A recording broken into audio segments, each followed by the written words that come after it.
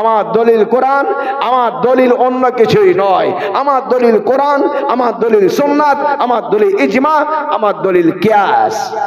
আমার দলিল অন্য কিছুই নয়, সহযোগিতাই ওইগুলো। ওগুলো কি সব সহযোগী, ঐতিহাসিক আলোচনা সহযোগিতা, কিংবা কোন বেদ পুরাণ সহযোগিতা, কোন স্বপ্ন সহযোগিতা, ওগুলো আমি পাবো তাদের কিতাবের ভিতরে। তারাও আমার রাসূলকে সহযোগিতার জন্য বলেছে। সম্ভলে বিষ্ণু যশস্য গৃহে প্রাদুর্ভাবমহম সুমতং বিষ্ণু যশস্য গর্ভো মাধত্ত বৈষ্ণবম দ্বাদশং শুক্লপক্ষস্য মাধবে মাসে মাধবম চতুর্ভি ভাতিভি দেবং করিষ্যামি কলিক্ষয়ম জাত যুবং ভুবং দেবা সহস্র অবতরণে রথা ইদো জনা উপসূত নরা সংসে স্তবিষ্যতে নিপশ্চৈব মহাদেবং মরুস্থল নিবাসিনে রিপলিঙ্গ ছদ্দ দস্যুষ্কটিষ্ঠ নিহনস্পতি উদারমিন্দ হুদারমিন্দ মহারাসুরিন্দ আল্লাহ জষ্টং ষষ্ঠং পরমং পূর্ণং ব্রহ্মণং আল্লাহ আল্লাহ আদাল্লাং ভূখিবং নির্ঘাতকাম জন্ম বৈকুণ্ঠ বরপইনু তুত জপিনাম মুহাম্মাদাবে গিরিজানাতম নমস্তে নমস্তানাম। তারা তাদের ভাষায় বলেছেন, আমি আমার ভাষায় বললাম। আমার কিতাবে লেখা আছে, তাদের কিতাবে উল্লেখ করে দেওয়া হয়েছে, কেউ কারুর হিংসা করে না, কেউ কারুর বিরুদ্ধে বলে না, একে অপরের সমর্থন করেছে। আল্লাহ আল্লাহর ভাষায় বলেছেন, নবী নবীর ভাষায় বলেছেন, কবি কবির ভাষায় বলেছেন, রাসূল রাসূলের ভাষায় বলেছেন, ঋষি ঋষির ভাষায় বলেছেন। কেউ কাউকে কোনোদিন বিরোধিতা করে নাই, বরং একে অপরকে সমর্থন করেছেন। আসো হিন্দু, আসো মুসলমান, আসো বৌদ্ধ, আসো খ্রিস্টান, নিয়ে আসো হাদিস কোরআন, নিয়ে আসো বেদ কোরআন, নিয়ে আসো ইতিহাস বর্তমান, সবগুলোকে এক করে দেখান।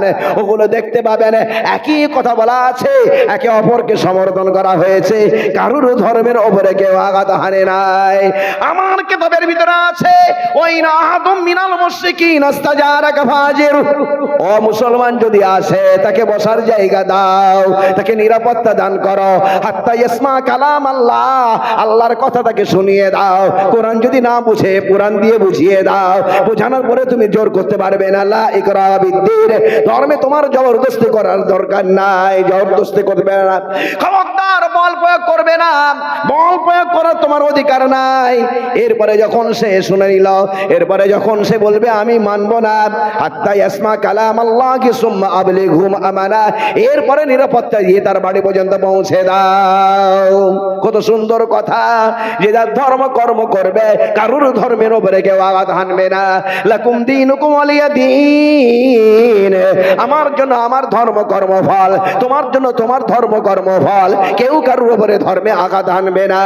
ওদের দেবদেবীকে তোমরা গালাগালি দেবে না, ওরা আল্লাহকেও গালাগালি দেবে না, কারুর ধর্মের উপরে কেউ আঘাত হানবে না। ওয়ালা তাসুবুল্লাযিনা ইয়াদউনা মিন দুনিল্লাহ, আল্লাহ ব্যতীত যারা অন্যান্য দেবদেবীর নামে ডাকাডাকি করে, তাদেরকে তোমরা গালাগালি দিও না।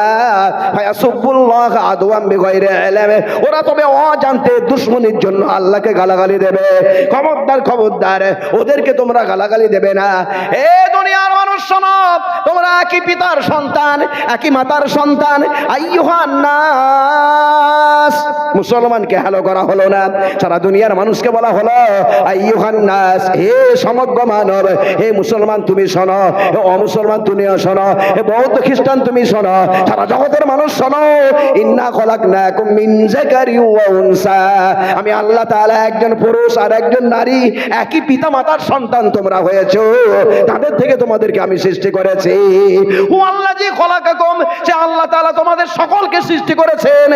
আমিনকুম কাফির ওমিনকুম মুমিন, কেউ কাফের হয়েছে, কেউ মুমিন হয়েছে, কেউ মুসলমান হয়েছে, কেউ অমুসলমান হয়েছে।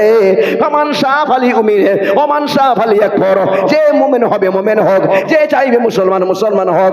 সব কোরআনের বাণী এগুলো যা বললাম, একখানা নাই দুখানা নয়, 250 তথ্য আছে আমার কাছে লিখিত ভাবে। আমি লিখেছি মানবতার পরিচয়, কিতাবের ভিতরে আমি একখানা নাই দুখানা নয় 250 তথ্য পেশ করেছি, যেখানে মানবতা, উদারতা, প্রেম প্রীতি, ভ্রাতৃত্বের কথা উল্লেখ করে দেওয়া হয়েছে। বলুন সুবহানাল্লাহ, আরো জোরে বলেন সুবহানাল্লাহ, নারায়ে তাকবীর। আসতে থাকুক, লোক দিতেও থাকুক, আমি বয়ান করতেও থাকি, সকলের জন্য যাবার সময় আমি দোয়া দিয়ে যাব, শুনতে থাকি। তারা আমাকে সমর্থন করলাম আর আমরাও তাদেরকে সমর্থন করলাম। আমার কিতাবের ভিতরে এটা বলা নাই ইসলামিক রাষ্ট্র হবে, মুসলমানকে বের করে দেয়া হবে, এরকম বলা হয়নি। ইসলামিক রাষ্ট্র হবে, মুসলমানকে থাকতে দেয়া হবে, অমুসলমানকে বের করে দেয়া হবে, এ কথা বলা হয় নাই। সর্বপ্রথম গণতন্ত্র রাষ্ট্র কায়েম করেছেন কে? কেউ যদি বলে অমুক জন, কেটে ফেলে দেবেন। যখন বলবে মুহাম্মদ সাল্লাল্লাহু আলাইহি ওয়াসাল্লাম, ওটাকে রাইট চিহ্ন দেবেন। হাওয়ালাখানা নিয়ে নিন, এনসাইক্লোপিডিয়া ব্রিটানিকা, এর ভিতরে লেখা আছে চার্টার অফ দ্য মদিনা, এর ভিতরে লেখা আছে সর্বপ্রথম যিনি সারা পৃথিবীতে গণতন্ত্র রাষ্ট্র কায়েম করেছিলেন তার নাম হলো হযরত মুহাম্মদ। বলুন সুবহানাল্লাহ। নাম কি ছিল দেশটার নাম? ইয়াসরিব। কি নাম ছিল? ইয়াসরিব। হুজুর কি নাম লিখলেন? মদিনা। মদিনা মানে রাষ্ট্র, মাদানী মানে নাগরিক। আসো খ্রিস্টান, আসো ইহুদি, আসো পৌত্তলিক, আসো মুসলমান, চারটে ধর্মের মানুষকে নিয়ে ওই জায়গাটাকে নাম দেয়া হলো মাদানী, মদিনা। নগর আর নাগরিক নাম দেয়া হয়েছে। যে যার ধর্ম কর্ম পালন করবে, বহির্গত আক্রমণের জন্য তখন ধর্মের নাম হবে না, তখন কি হবে? দেশের পরিচয় হবে। আমরা মাদানী, আমরা মদিনাবাসী, নগরকে আজকে হেফাজত করার জন্য আমরা এক হব। 17ই রমজান, বদরের ময়দান, পৌত্তলিকের ওপরে, মুসলমানের ওপরে, খ্রিস্টানের ওপরে, সমস্ত ধর্মের ওপরে, মদিনাবাসীর ওপরে আক্রমণ করে দিল। পৌত্তলিকরা তারা পালিয়ে গেল, খ্রিস্টানরাও পালিয়ে গেল, ইহুদিও সরে গেল, একা রয়ে গেল কারা? মুসলমানরা রয়ে গেল দেশকে বাঁচানোর জন্য। কারা রয়ে গেল? মুসলমানরা রয়ে গেল। 17ই রমজান, বদরের ময়দান। এবারে কি হবে? হুজুরের হাতে মাত্র 300 ধারক। লোক সংখ্যা কত? 313। ওদের লোক সংখ্যা কত? 1000। কখন বেশি বললাম? হিসাব যাদের আছে জ্ঞান তারা একটু বলবেন। 3 গুণ বেশি। মাত্র 313 আরো আছে 1000, 3 গুণ বেশি। মুসলমানের হাতে কোনো অস্ত্র নেই। মুসলমান কারোর দেশে হামলা করেনি। মুসলমান সমস্ত মানুষকে নিয়ে রাষ্ট্র গঠন করেছিল। সেই রাষ্ট্রের উপরে হামলা করে দিয়েছে যখন, মুসলমানরা সরে গিয়েছে। দেশকে বাঁচানোর জন্য, আওয়াল বিদ্যাপতিকে বাঁচানোর জন্য রাসূলুল্লাহ সাল্লাল্লাহু আলাইহি ওয়াসাল্লাম একা দাঁড়িয়ে গেছেন। 17ই রমজান, পেটের ভিতরে খিদে, পেটের বাইরে পাথর বেঁধে, হাতে নেই কিছু অস্ত্র, নিরস্ত্র হয়ে আল্লাহর দরবারে সিজদায় পড়ে গিয়েছে। আল্লাহ এবারে কি হবে? এরা তো পালিয়ে গেল, আমার কাছে কোনো অস্ত্র নেই, আমি মক্কা থেকে হিজরত করে এসে একটা রাষ্ট্র গঠন করেছি, ওরা আবার হামলা করে দিয়েছে। আমি একা যদি হই, শহীদ হয়ে যাব। একবার নাই, আমার অন্তরটা চাই কি? উক্তাল ফি সাবিলিকা সুম্মা উহিয়া, সুম্মা উক্তাল সুম্মা উহিয়া। আমাকে তোমার রাস্তায় শহীদ করা হোক, আমার জীবন দেয়া হোক, আমার শহীদ করা হোক, আমার জীবন দেয়া হোক। আবার আগে যে আপনাদের এই জেলার মানুষ মুফতি আমিন সাহেব এইখানে এসে বক্তব্য রেখেছেন, বলুন উনি কি মাচার ছিলেন? মাচার ছিলেন? জি, যারা জানেন তারা বলেন মাচার ছিলেন? না, মাচার লোক নয়। আমি বললাম আপনাকে দিয়ে আল্লাহ আরো খেদমত নেবে বলে আবার পাঠিয়েছে। খেদমত থেকে বসে গেলে কিন্তু আপনি আবার চলে যাবেন। আপনি খেদমত করুন, আপনার দ্বারা আল্লাহ তাআলা আমার খেদমত নেবেন বলে ওটা কি হয়েছে? আপনাকে অজ্ঞান করে ভেতরে ভালো পার্টস ঢুকিয়ে দেওয়া হয়েছে, খারাপ পার্টস গুলো বের করে নেওয়া হয়েছে আল্লাহর পক্ষ থেকে। আপনি খেদমত করুন। বন্ধু আমার, দোস্ত আমার, রাসূলুল্লাহ সাল্লাল্লাহু আলাইহি সাল্লাম এবারে সিজদায় পড়ে কাঁদছেন। আল্লাহুম্মা ইন শাইতা আল্লাহ তুবাদা ফিল আরদ। ইয়া আল্লাহ তাআলা, তোমার ইবাদত মনে হয় আর হবে না, কারণ আমি হলাম শেষ নবী, আমার পরে আর কোনো নবী নাই, কোনো রসুল নাই। আজকে যদি আমি মরে গিয়ে শেষ হয়ে যাই, আগামীকাল তবে ইসলামের জন্য কে তবে প্রচার করবে, কে প্রসার করবে, কে তাবলীগ করবে, কে জামাত করবে, কে জমিয়ত করবে, কে মক্তব চালাবে, কে মাদ্রাসা চালাবে, কে মসজিদ চালাবে? তবে আগামীকাল থেকে কি চিরতরে ইসলাম বিলুপ্ত হয়ে যাবে নাকি? আল্লাহ, আমার অন্তরটা চায় আমি বারবার তোমার রাস্তায় শহীদ হয়। আমার সঙ্গে আছে বাচ্চা, আমার সঙ্গে আছে নারী, আমার সঙ্গে আছে বৃদ্ধ। এ আল্লাহ, এবারে কি হবে? আল্লাহ তাআলা বললেন কোন ঘাবড়াবার দর নাই, না ঘাবড়াও ऐ मुसलमानों, खुदा की शान बाकी है, अभी इस्लाम जिंदा है, अभी ईमान बाकी है। ओ काफिर क्या समझते हैं जो अपने दिल पे हंसते हैं, अभी तो करबला का आखिरी मैदान बाकी है। এখন তো অনেক ময়দান বাকি আছে, ঘাবড়াবার কোনো কিছু দরকার নাই। কেউ এখান থেকে বের করতে পারবে না।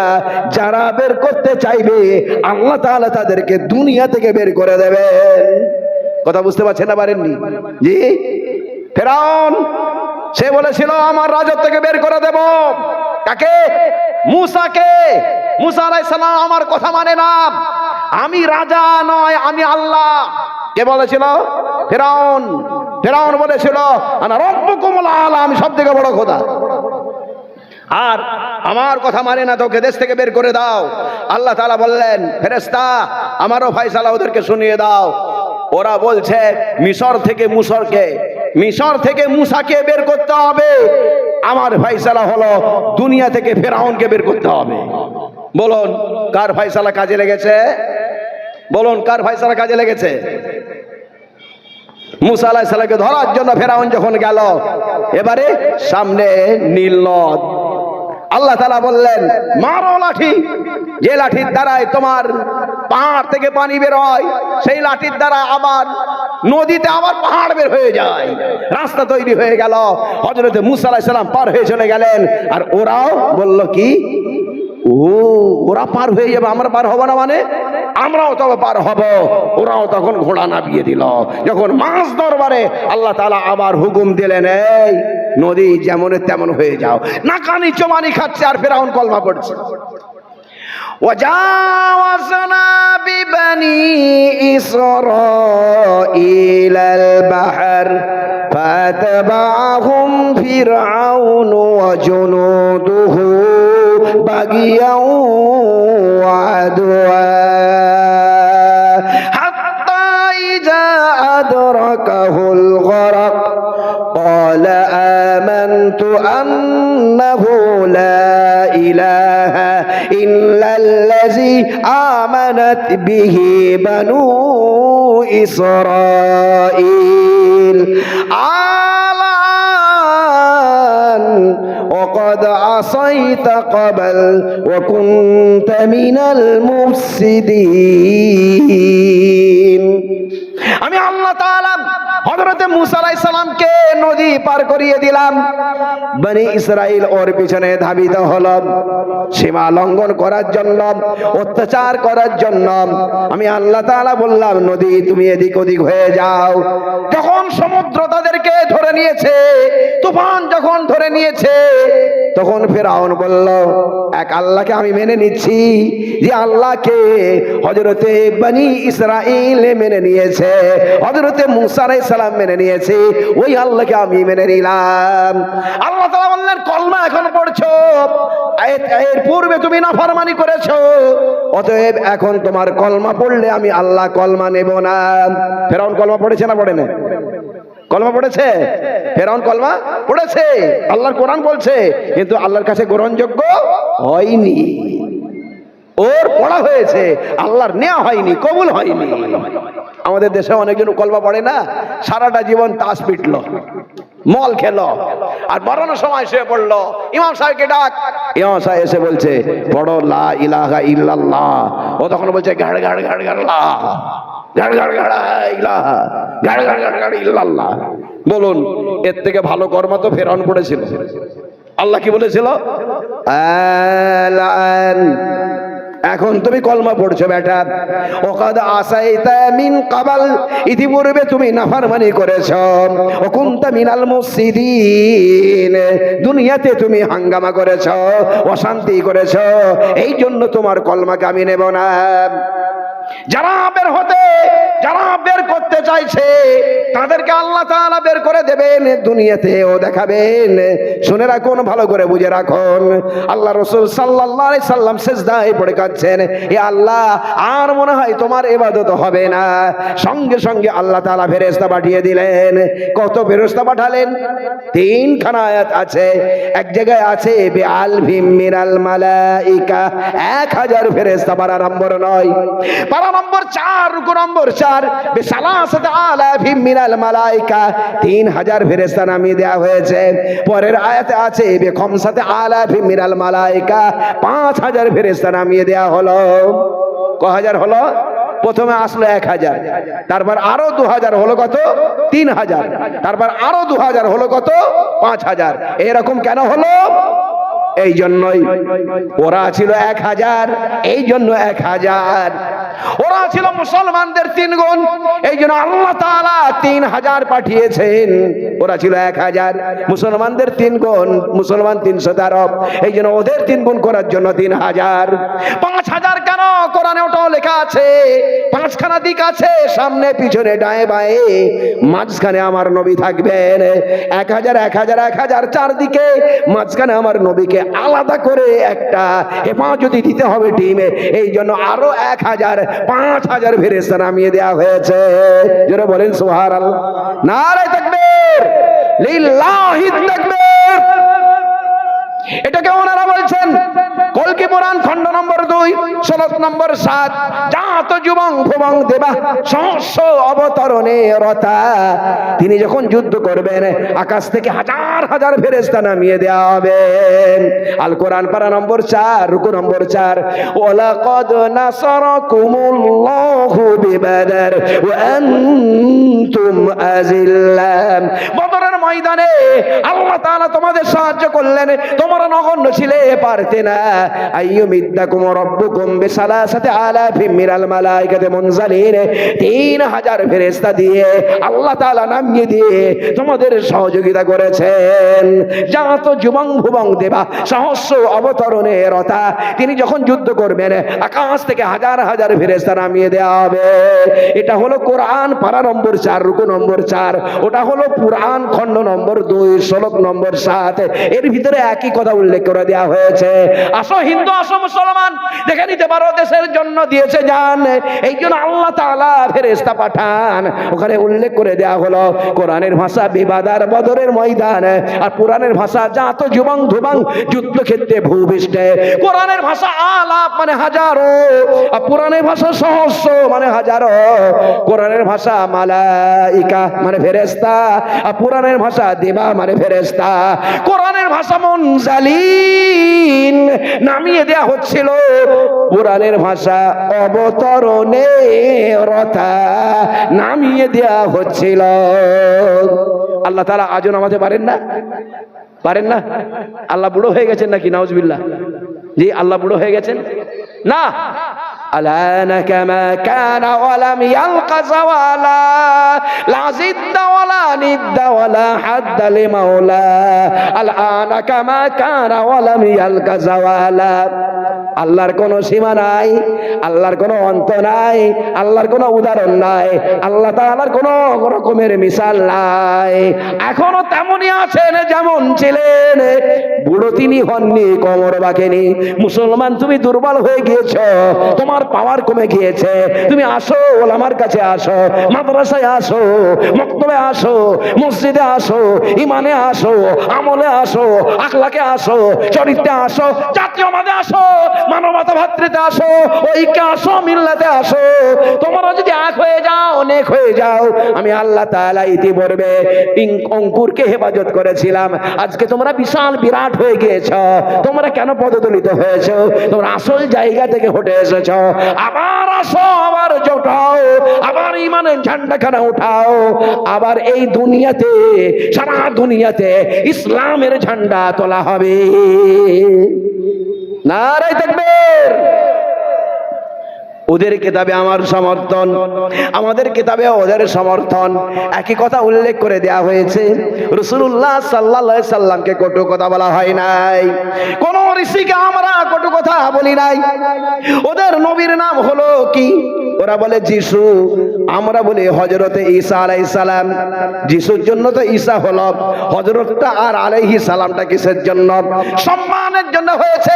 নামের আগে একটা সম্মানসূচক শব্দ, নামের পরে একটা সম্মানসূচক শব্দ। আমার মাদ্রাসা আমাকে শিখিয়েছে, আমার ওস্তাদরা আমাকে শিখিয়েছে, কলা মুসা বলা মুসা বলতে পারবে না। কলা মানে বলা, মুসাটা বলা যাবে না। হযরতে মুসা আলাইহিস সালাম নে বলা, তা না হলে আমার নম্বর কমিয়ে দেওয়া হবে, তা না হলে আমাকে ফেল করিয়ে দেওয়া হবে। এটা ছিল আমার মাদ্রাসার আদর্শ, আমার ওস্তাদের আদর্শ, আমাকে এটা শিখিয়েছেন। তারা বলেছেন নিজের নবীকে ফলো করে চলবে, অপর নবীকে সম্মান করবে। হযরত ঈসা আলাইহিস সালামকে আমরা বললাম হযরত ঈসা আলাইহিস সালাম। ইহুদিদের নবীর নাম হলো মুসা, ওরা বলেছে জোসেফ। আমরা মুসা বলিনি, আমরা বলেছি হযরত মুসা আলাইহিস সালাম।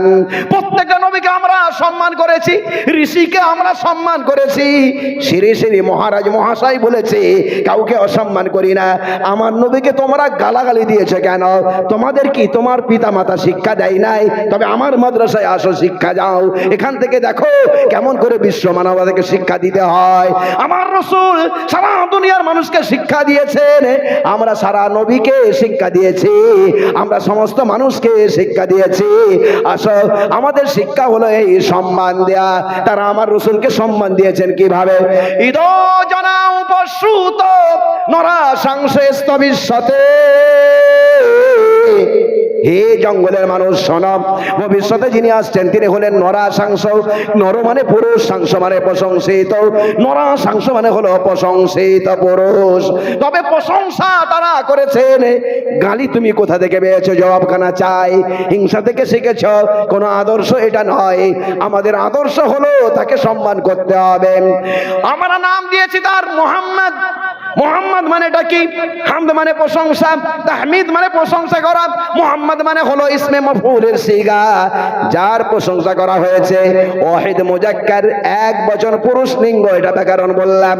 মুহাম্মদ এক বচন পুরুষ লিঙ্গ। ওনারা কি বলছেন? নরা সাংস ইস্তাবিসাতে।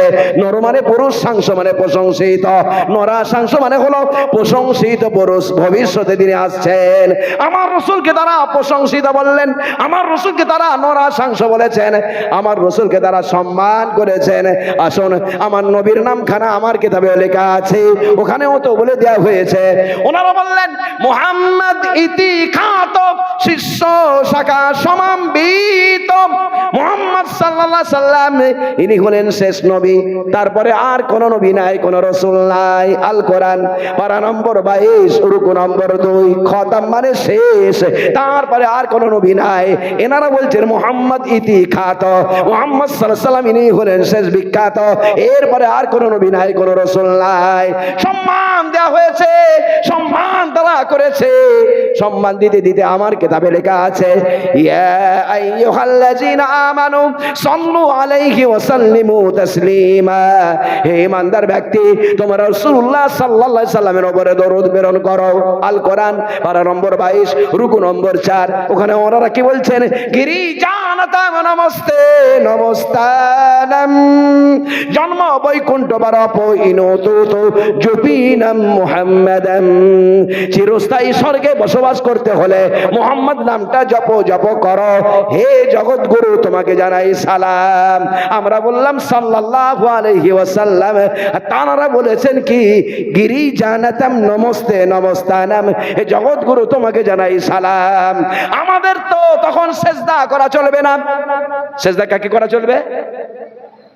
বাপকে করা চলবে, মাকে, পীরকে, কাউকে না চলে। শ্বশুরকেও চলবে না, শ্বশুরকেও চলবে না, নবীকেও চলবে না, রাসূলকেও সেজদা করা চলবে না। সেজদা কাকে করা হবে? একমাত্র আল্লাহ। কিন্তু সম্মান জানাতে হবে, সম্মানের ভাষা। ছোট্ট ভাষা হলো সাল্লাল্লাহু আলাইহি ওয়াসাল্লাম, বড় ভাষা আল্লাহুম্মা সাল্লি আলা মুহাম্মাদি ওয়া আলা আলি মুহাম্মাদ কামা সাল্লাইতা আলা ইব্রাহিম ওয়া আলা আলি ইব্রাহিম ইন্নাকা হামিদুম মাজিদ। দরুদ ইব্রাহিম, ওটা হলো বড় ভাষা। ছোট্ট ভাষা সাল্লাল্লাহু আলাইহি ওয়াসাল্লাম, এটা হলো রাসূল সাল্লাল্লাহু আলাইহি সাল্লামকে সম্মান করার ভাষা। আমরা সেজদা করতে পারি না। ওরা বলে কি আমরা সেজদা করি। গাছ দিয়েছে ছায়া, গাছও ভগবান, গাছকে গড় করে নাও। গাছ দিয়েছে ফল, গাছও ভগবানকে ভয় করে নাও। নদী দিয়েছে মাছ আর পানি, নদীও ভগবানকে গড় করে নাও। যেখানে দেখে উঁচু সেখানেই করে দেয় মাথা নিচু। আল্লাহ তাআলা বলেন না না না না, সকলের কাছে মাথা নিচু করা যাবে না, একমাত্র আল্লাহর কাছে তুমি মাথা নিচু করবে। ওনারা বলছেন সকলকে যখন গড় করেছি, মুহাম্মদকে কেন গড় করব না? মুহাম্মদকে গড় করার জন্য ওরা বললেন মুহাম্মদ ইতি খাত শিষ্য শাখা সমাম্বিত জন্ম বৈকুণ্ঠ বরপ ইনু তু তো জপিনাম মুহাম্মাদাম গিরি জানাতাম নমস্তে নমস্তানাম। হে জগৎগুরু মুহাম্মদ সাল্লাল্লাহু আলাইহি সাল্লাম, তোমাকে আমরা জানাই সালাম আর প্রণাম। গড় তারা করে নিয়েছে, তারা সম্মান পর্যন্ত দিয়েছে, অনুবাদ করে দিয়েছেন যার নাম, তার নাম হলো সুশান্ত ভট্টাচার্য। বেদ পুরাণে আল্লাহ হযরত মুহাম্মদ অনুবাদ করেছেন যারা, সারা ভারতবর্ষে যারা ছিলেন, তাদের সংস্কৃত টোলের যিনি ছিলেন সম্পাদক, তার নাম হলো বেদ প্রকাশ উপাধ্যায়। তিনি পর্যন্ত লিখে দিয়েছেন বেদ মে মুহাম্মদ, তিনি পর্যন্ত বলে দিয়েছেন, দেখে নিতে পারেন। বীর সন্ন্যাসী স্বামী বিবেকানন্দ, তিনি পর্যন্ত বলে দিয়েছেন কি দি complete works of Swami Vivekananda. বীর সন্ন্যাসী তিনি পর্যন্ত বলেছেন হযরত মুহাম্মদ সাল্লাল্লাহু আলাইহি সাল্লামকে আমি সম্মান জানাই, তার সামনে আমি মতখানা করে দিই, মাথাটা আমি ঝুঁকিয়ে দিই। বলুন সুবহানাল্লাহ। কোন জায়গায় তো হিংসা নেই। হিংসা যারা করলো, কেন করলো? কিসের জন্য করলো? রাজনৈতিক ফায়দা তোলার জন্য। কিসের জন্য? মুসলমান আর অমুসলমানের দাঙ্গা বাঁধিয়ে তারা কিছু লাভ চলতে যাচ্ছে। আমার কেতাবে তাদেরকে গালি দেবার কথা লেখা নেই, তাদের কেতাবেও আমাকে গালি দেবার কথা লেখা নেই। বরং একে অপরকে সম্মান জাগানোর জন্য কবি কবির ভাষায় গেয়েছেন, দেখে নিতে পারেন। তাদের কবিও আমাদের কবিও, তাদের কবির ভাষা শুনেছেন, আমাদের কবির ভাষাও শুনেনি। অতুল প্রসাদ সেন তিনি গেয়েছেন হও ধর্মেতে বীর, হও কর্মেতে বীর, হও উন্নতশীল নাহি ভয়, ভুলি ভেদা ভেদ জ্ঞান হও সবে আগুয়ান, সাথে আছে ভগবান হবে জয়। ৩৩ কোটি মোরা নাহি মোরাহীন, হতে পারি দিন তবু নাহি মোরা কিন। নানা ভাষা নানা মত নানা পরিধান, বিবিধের মাঝে দেখো মিলন মহান। ওই দেখো প্রভাত উদয়, হও ধর্মেতে বীর, হও কর্মেতে বীর, হও উন্নতশীল নাহি ভয়। কবি নজরুল ইসলাম তিনিও গেয়েছেন। একটা দুটো লাইন সকলেরই জানা আছে। মোরা এক বিনতে দুইটি কুসুম, হিন্দু মুসলমান, মুসলিম তার নয়ন মণি, হিন্দু তাহার প্রাণ। দুটো লাইন তো সকলেই জানা আছে। আসলে কি পদ্যের নাম হলো গাহি সাম্যের গান। নাম কি বললাম? গাহি সাম্যের গান। যেখানে গিয়ে উঠে গিয়েছে যাবতীয় ব্যবধান। গাহি সাম্যের গান, যেখানে গিয়ে মিশে গিয়েছে হিন্দু মুসলমান। গাহি সাম্যের গান, যেখানে গিয়ে মিশে গিয়েছে বৌদ্ধ খ্রিস্টান। গাহি সাম্যের গান। তাজমহল দেখেছো, তাজমহলের পাথর দেখেছ, দেখেছ কি তার প্রাণ? অন্তরে মমতাজ নারী, বাহিরে শাহজাহান। গাহি সাম্যের গান। তাজমহলের পাথর দেখেছো, দেখেছি কি তার প্রাণ? অন্তরে মমতাজ নারী, বাহিরে শাহজাহান। গাহি সাম্যের গান।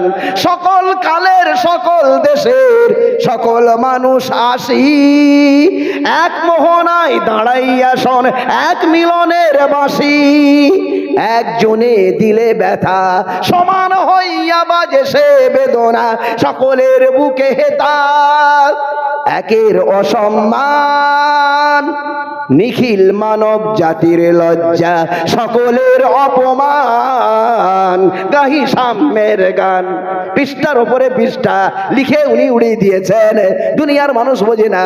তিনি আরো অনেক জায়গায় লিখেছেন, তোমার বাণী রে করিনি গ্রহণ, ক্ষমা করো হযরত, ভুলিয়া গিয়াছি তব আদর্শ, তোমার দেখানো পথ, বিলাস বিবাদ দলিয়া চোপাই, মোরা ভুলে গিয়ে তব উদারতা, করিয়াছি সার ধর্মান্ধতা, বেহেশতে হতে ঝরে না কো তব রহমত, ক্ষমা করো হযরত, তলোয়ার তুমি দাও নিয়ে প্রভু, দিয়েছ অমর বাণী, মোরা ভুলে গিয়ে তব উদারতা, করিয়াছি সার ধর্মান্ধতা, বেহেশতে হতে ঝরে না কো তব রহমত, ক্ষমা করো হযরত, তোমার বাণী রে করিনি গ্রহণ, ক্ষমা করো হযরত, ভুলিয়া গিয়াছি তব আদর্শ, তোমার দেখানো পথ। আল্লাহ আল্লাহর ভাষায়, নবী নবীর ভাষায়, কবি কবির ভাষায়, রসুল রসুলের ভাষায়, ঋষি ঋষির ভাষায় গেয়ে দিয়েছেন। রাসূলুল্লাহ সাল্লাল্লাহু আলাইহি সাল্লামের চারজন খলিফা, এটা পর্যন্ত বলে দেওয়া হয়েছে। তিনি ইউনিটি গঠন করবেন, তার চারজন খলিফা থাকবেন, ওটা উল্লেখ করে দেওয়া হলো। রাসূলুল্লাহর চারিয়ার নাম, তাদের সনম আবু বকর, ওমর, ওসমান, আলী, চারিজন। কজন খলিফা? চারজন। কলকি পুরাণ খণ্ড নম্বর 2 শ্লোক নম্বর 5, চতুর্ভি ভাতি ভিদ এবং কারিস্বামী কলিক্ষয়াম। কি লিখছেন? চতুর মানে চার, ভাতি মানে খলিফা, কারিস্বামী এমন একজন ঋষি, কলি মানে যুগ, অক্ষম মানে শেষ, কলিক্ষয়াম মানে হলো শেষ যুগের ঋষি যখন আসবেন তার চারজন খলিফা হবেন। কোন দেব দেবীর চারজন খলিফা নাই, ব্যতিক্রম হলেন হযরত রাসূল করিম সাল্লাল্লাহু আলাইহি সাল্লাম, তার চারজন খলিফা রয়েছেন। কজন খলিফা এটা পর্যন্ত বলে দেয়া হলো, কজন তার কি আছে সব বলে দেয়া হয়েছে। তার আব্বার নাম কি হবে, মায়ের নাম কি হবে, ওটাও বলে দেয়া হলো। আব্বার নাম কি? আব্দুল্লাহ। মায়ের নাম কি? আমিনা। কলকি পুরাণ খণ্ড নম্বর 2 খোলন, সুমতাং বিষ্ণু যশস্ব গর্ভ মা ধত্ত বৈষ্ণবম। সু মানে শান্তি, মাতাং মানে দেয়নি, সুমতাং মানে হলো শান্তি দেয়নি। আমিনা মানেটা কি জিজ্ঞাসা করুন, আলেম রয়েছেন। আমন মানে শান্তি, আমিন ইসমে ফাইলের সিগা, 6খানা বচন আছে, এক বচন, দ্বিবচন, বহু বচন, তিনটেই পুরুষ লিঙ্গ। এই রকমই এক বচন, দ্বিবচন, বহু বচন, তিনটেই স্ত্রীলিঙ্গ। আমিন, আমিনানে, আমিনুনা, আমিনাতুন, এক বচন স্ত্রীলিঙ্গ। এটাকে ওনারা বলছেন সুমাতাং। তিনি হবেন কি এমন একটা মহিলার কাছ থেকে জন্ম নেবেন, তার নাম হবে আমিনা। আমিনা মানে হলো শান্তি দেয়নি। ইসলাম কিসের? অশান্তি না শান্তির? শান্তির। ইসলাম শান্তির। যে মহিলার উদরে হযরত মুহাম্মদ সাল্লাল্লাহু আলাইহি সাল্লাম আসছেন, ওই মহিলার নাম হলো শান্তি দায়নি। আর ওই গ্রামটার নাম কি বলা আছে?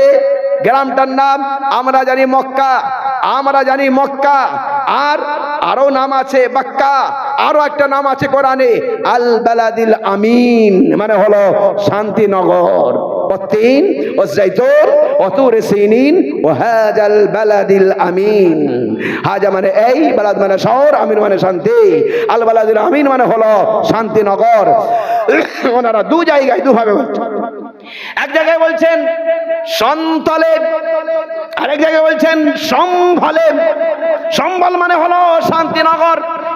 আর ব্যাখ্যা করে ওনারা বলছেন সন্তলে। সন্ত মানে শান্তি, অল মানে জায়গা, সন্তলে মানে হলো শান্তিনগরে তিনি আসছেন। তবে বলুন, ইসলাম শান্তির, যার উদরে আসছেন তিনিও শান্তি দেয়নি।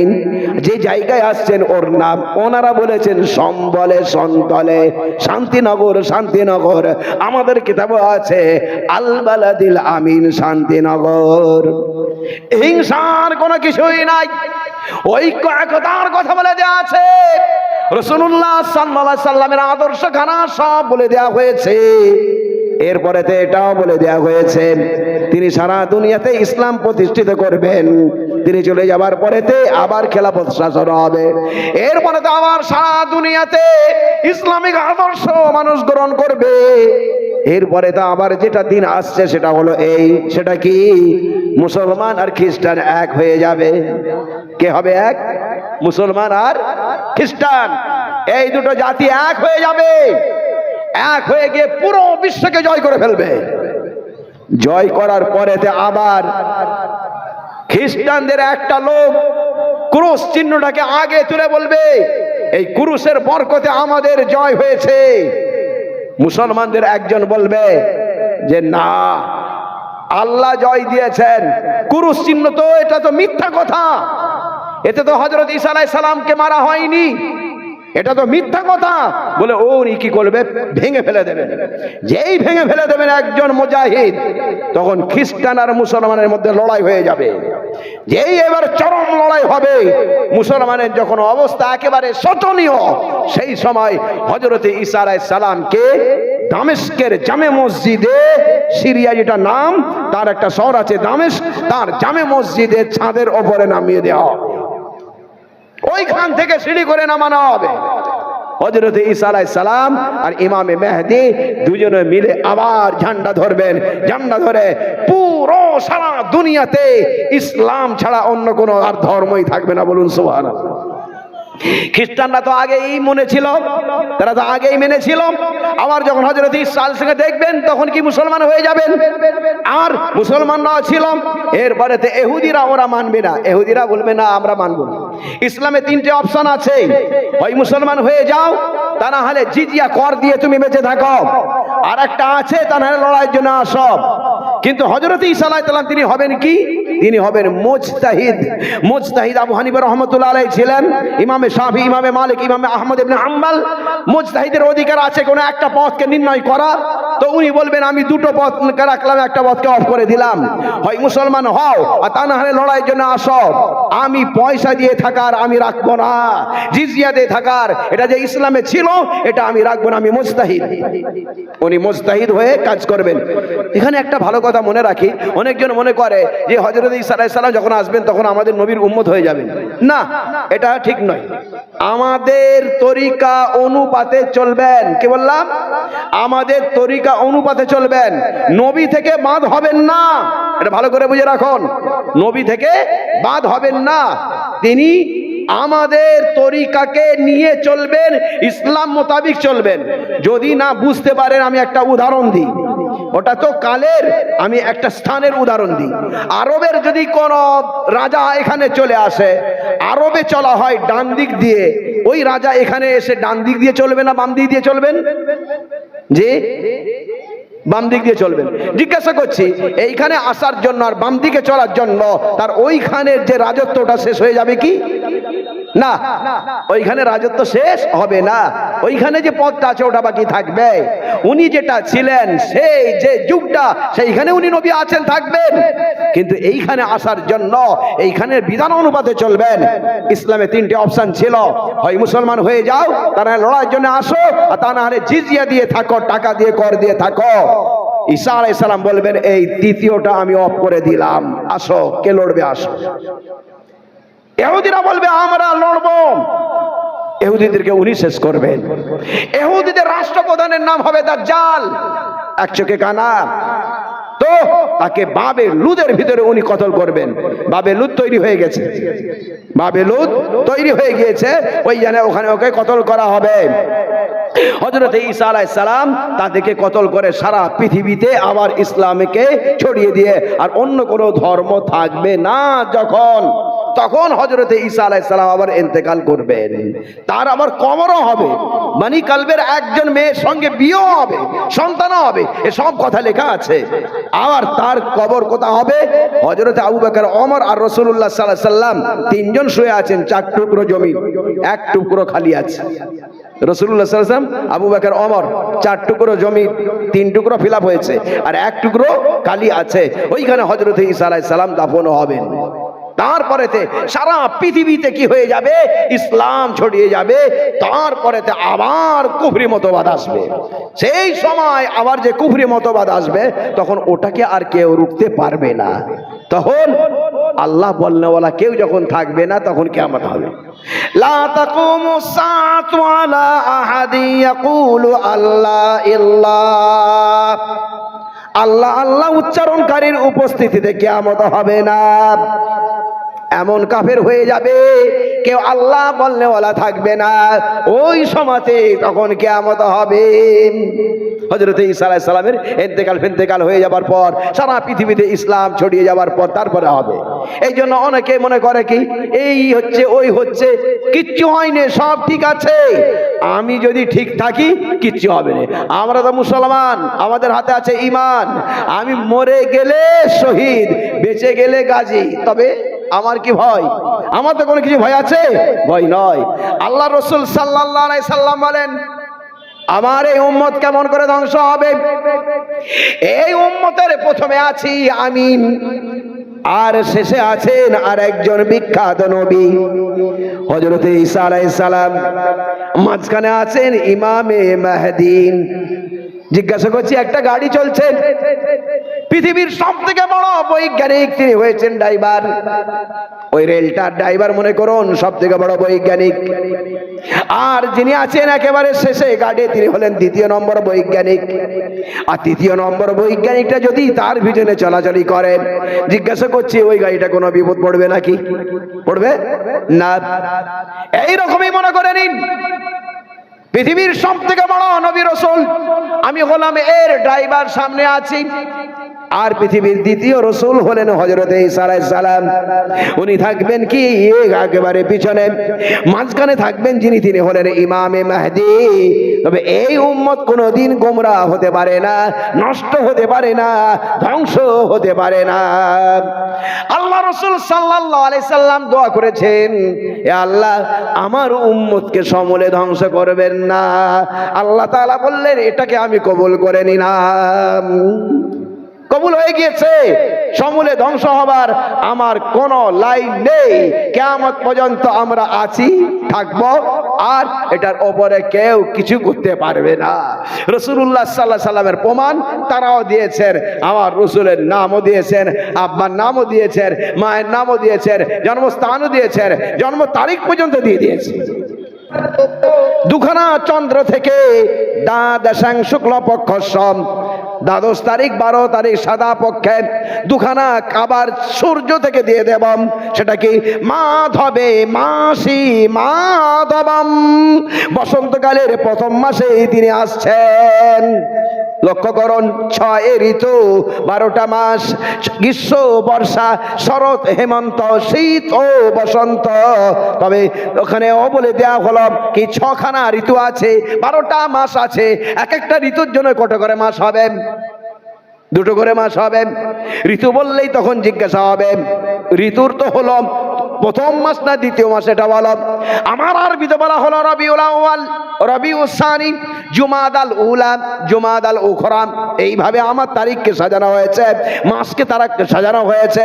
রবি মানে বসন্তকাল, আউয়াল মানে প্রথম, রবিউল আউয়াল মানে বসন্তকালের প্রথম মাস। এটাকে ওনারা বলছেন মাধবে মাসি মাধবম, বসন্তকালের প্রথম মাসে তিনি আসছেন। দেখে নিতে পারেন সূর্যের দুখানা, চন্দ্রের দুখানা, এইভাবে 4খানা তারিখকে উল্লেখ করে দেওয়া হয়েছে। আরবি ক্যালেন্ডার থেকে বলা হলো না? জিজ্ঞাসা করেছে আরবি ক্যালেন্ডার থেকে কেন বলা হলো না? আমি বললাম উত্তর আছে, বসেন। বলে কোনো উত্তর নেই। আমি বসুন, আমি আপনার ভাই, আপনি আমার ভাই, দু ভাই আলোচনা করব, গবেষণা করব। এই তো কেতাব, আরবি থেকে কেন বলা হয়নি বলেন? হ্যাঁ, কেতাব তো আপনার, আরবি থেকে বলা হবে কেন? ইংলিশ থেকে কেন বলা হলো না? বাংলা থেকে কেন বলা হলো না? কেতাবগুলোর বয়স কত? কেতাবগুলোর বয়স হলো 5200 বছরে একটা কেতাব এনেছে। কত বছরে বললাম? 5200 বছরের আগেকার। আর ক্যালেন্ডারের বয়সগুলো কত? ক্যালেন্ডারের বয়স 2024-এর আগে নেই। 2024-এর আগে যখন কোনো ক্যালেন্ডার ছিল না, আরবি ক্যালেন্ডারের বয়স হলো 1445, বাংলা ক্যালেন্ডারের বয়স হলো 1431। তবে কোনো ক্যালেন্ডার ছিল না, নাই থাক, সমস্ত ক্যালেন্ডারের পিতার মাতা ছিল, চন্দ্র ছিল, সূর্য ছিল। এখান থেকে দুখানা দুখানা করে 4খানা তারিখকে উল্লেখ করে দেওয়া হয়েছে। কি বলছেন বলেন? তখন এবারে বুঝতে পেরে গিয়েছে, জ্ঞান তখন টনক লড়েছে। হ্যাঁ তো ঠিকই তো, তখন তো কোনো ক্যালেন্ডার ছিল না, নাই ক্যালেন্ডার থাক, সমস্ত ক্যালেন্ডারে পিতার মাতা ছিল, ওখান থেকে দুখানা দুখানা করে 4খানা তারিখকে উল্লেখ করে দেওয়া হয়েছে। দেখুন, তারা কোনো জায়গায় ফাঁক ফোকর রাখেননি। হুজুর সাল্লাল্লাহু আলাইহি সাল্লামের নাম, নামের ব্যাখ্যা, আব্বার নাম, মায়ের নাম, জন্মস্থান, জন্ম তারিখ, যুদ্ধকালীন পরিস্থিতি, কজন তার খলিফা, এমনকি তার খাতনা করা ওটাও বলে দিয়েছে। খাতনা করা বুঝতে পেরেছেন? আপনাদের দেশে কি বলে জানি না, আমাদের দেশে বলে কি, কে মুসলমানি বলে। আপনাদের দেশে বলে মুসলমানি, খাতনা করা। আমাদের দেশেও বলে মুসলমানি বলে, খাতনা করা বলে। কেন করে এটা? কিসের জন্য করে? সর্বপ্রথম কে করেছে জানুন? সর্বপ্রথম যিনি করেছেন তিনি হলেন হযরতে ইব্রাহিম আলাইহিস সালাম। অত্তাবিউ মিল্লাতা আবিকুম ইব্রাহিম, তোমার পিতা ইব্রাহিম আলাইহিস সালামকে অনুসরণ করো, তার ধর্মকে অনুসরণ করো। তিনি সর্বপ্রথম করেছেন কত বছর বয়সে? 80 বছর বয়সে। বিল কাদুম, বিল কাদুম একটা জায়গার নাম, একটা অস্ত্রের নাম। কুড়ুল দিয়ে নিজের খাতনা নিজে করেছেন 80 বছর বয়সে। সেই সুন্নতকে জারি রাখা হয়েছে। মারাত্মক রোগ, রোগটার নাম হলো এইডস, অ্যাকোয়ার্ড ইমিউনোডেফিসিয়েন্সি সিনড্রোম, মানে হলো HIV, human immunodeficiency virus positive. যার হবে তার বংশ ধ্বংস হয়ে যাবে। বিশ্ব স্বাস্থ্য সংস্থা, সারা পৃথিবীর ডাক্তার বাবুদের কমিটি, তারা তখন বললেন তোমরা খাতনা করো, খাতনা করলে এই রোগটা হবে না, 50% কমে যাবে। এনারা রোগের ঠেলায় পড়ে যেটা করেছেন, বলেছেন হযরত মুহাম্মদ সাল্লাল্লাহু আলাইহি সাল্লাম বিনা রোগের ঠেলায়, এনারা সকলে মিলে যেটা বলেছেন হযরত মুহাম্মদ সাল্লাল্লাহু আলাইহি সাল্লাম একাই, এনারা শুধু বলে ছেড়ে দিয়েছেন, হযরত মুহাম্মদ সাল্লাল্লাহু আলাইহি সাল্লাম ওটাকে সুন্নত করে দিয়েছেন। বলুন সুবহানাল্লাহ। আজকে এরা রোগের ঠেলায় বলছে কি, থাইমোসিস হয়েছে, খাতনা করো, সিফিলিস হয়েছে, খাতনা করো, গনোরিয়া হয়েছে, খাতনা করো। খাতনা করলে এই সমস্ত রোগগুলো হবে না, এরা রোগের ঠেলাই বলছে। কিন্তু বহুদিন আগে রাসূলুল্লাহ সাল্লাল্লাহু আলাইহি সাল্লাম করেছেন। আর যারা যারা দাবিদার 5000 বছর আগেকার, তাদের কিতাবে পর্যন্ত তারা লিখেছে, ভগবত পুরাণ খণ্ড নম্বর 2 শ্লোক নম্বর 20 স্কন্ধ নম্বর 12 খুলে দেখে নিতে পারো। কি খুলবেন, লুঙ্গি না বই? আমি বলি দুটোই খুলে দেখুন, একই কাজ করা আছে, একই কথা লেখা আছে। নিপলিঙ্গ ছেদ্য দস্যুস্কটিস্য নিহনস্পতি। নি মানে অলাপ, উপ মানে ডগা, লিঙ্গ মানে লিঙ্গম। লিঙ্গের ব্যাখ্যা করলাম না, বুঝতে পারছেন না? পারেননি? মা আছেন, বাপ আছেন, ভাই আছেন, বোন আছেন। লিঙ্গের ব্যাখ্যা লিঙ্গে গুরাক্কা। নি মানে অলাপ, উপ মানে ডগা, লিঙ্গ মানে লিঙ্গ, ছেদ্য মানে কাটা। নিপলিঙ্গ ছেদ্য মানে হলো লিঙ্গের অগ্রভাগ থাকবে তার কাটা। হাদিসের ইবারত আল খিতানু মিনাল ফিতরা, খাতনা করা ইসলামিক বিধান। এটাকে ওনারা বলছেন কি, নিপলিঙ্গ ছেদ্য দস্যুস্কটিস্য নিহনস্পতি। লিঙ্গের অগ্রভাগ থাকবে তার কাটা। দস্যু দমন করা তিনি অনেক পথ জানেন। দুপায়ের মাঝখানে যে দস্যু আছে তার ডগটাকেও কেটে বলে দেয়া হবে, তুই সাবধানে থাকিস, তা না গোড়া থেকে উড়িয়ে দেব, খুব সাবধানে থাকিস। এইভাবে ওখানে দস্যু দমন করা হয়েছে। ওখানে নানা রকম বস্তু জমা হয়ে যায়। একটার নাম হলো পেচ্ছাপ, আর একটার নাম হলো মদি, আর একটার নাম হলো মাজি, আর একটার নাম হলো কি কোষ, আর একটার নাম হলো খাত। এই এতগুলো বস্তু যদি জমা হয়ে যায়, ঘাম হলো নুন, আবার পেচ্ছাপ এটা হলো খার, আবার তাতে আবার আছে মধু। বলো নুন থাকবে, মধু থাকবে, খার থাকবে, সব থাকবে। ওটা তবে কি হবে, ওটা একটা নোংরা বস্তু হয়ে যাবে, ওখানে ইনফেকশন হয়ে যাবে, ওখানে ঘা হয়ে যাবে। এই ঘা হয়ে যাবার না হয়, ওটা যেন নানা রকম কিছু না রোগ হয়ে যায়, ওখানে যেন সোরাইসিস যেন না ধরে, এই জন্য চামড়াকে পরিষ্কার করে দেওয়া হয়েছে। ও এটাকে একটা বাড়তি যতকে কেটে দেওয়া হলো। নখটা আপনি কেন কেটেছেন? না কাটলে ওখানে তবে কি হবে, ডিম পাড়বে কে, কৃমি। এখানে তবে পেটে আলসার আলসার হবে। গোপটা কেন কাটছেন? কার্বন ডাইঅক্সাইড লাগবে, এরপরে যখন আপনি পান করবেন তখন ওই পানিটা এবারে পেটে আলসার হবে, পেটে কৃমি যেন না হয়, পেটে যেন আলসার না হয়, গোপটা এই জন্য আপনি কাটছেন, এই জন্য আপনি নখটা কাটছেন। ওখানে ওই কাই করে দেওয়া হয়েছে, পেচ্ছাব জনে মজি জনে ওখানে নানা বস্তু জন্মে যায়, এই জন্য ওখানে ইনফেকশন হতে পারে, সিফিলিস হতে পারে, গনোরিয়া হতে পারে, সোরাইসিস হতে পারে, এই জন্য ওটাকে কেটে দেওয়া হয়েছে। এটা একটা সায়েন্টিফিক ব্যাপার। ওনারা বলছেন দেখো তোমার বাচ্চার খাতনা করে দাও, তবে এই রোগগুলো হবে না। এরা রোগের ঠেলায় পড়ে যেটা বলেছেন আল্লাহ রসুল সাল্লাল্লাহু আলাইহি সাল্লাম ওটা বলেছেন, করেছেন, সুন্নাত জারি করেছেন, আল খিতানু মিনাল ফিতরা। আর এনারা বলছেন নিপলিঙ্গ ছেদ্য দোষ শুষ্ক টিস্বনেহ নস্পতি, লিঙ্গের অগ্রভাগ থাকবে তার কাটা। বলুন সুবহানাল্লাহ, জোরে সোরে বলি সুবহানাল্লাহ, নারায়ে তাকবীর, লিল্লাহি তাকবীর।